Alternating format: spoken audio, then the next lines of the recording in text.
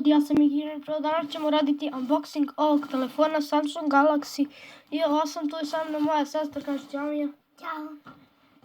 I ljudi, ajde da počnemo. Sada će videi biti mnogo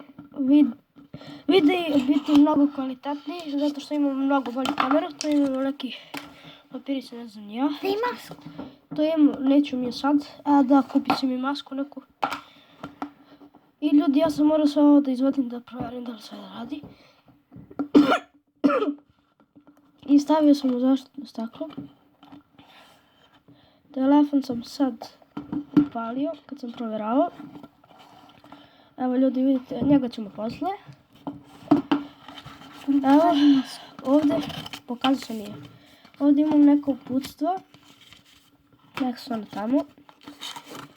Imamo slušalice, punjač sam izvadio da bi se punio. Evo slušalice, imamo ove neki štapić, ne znam ja šta je to. I to je bilo to od kutije ljudi, idemo na telefon.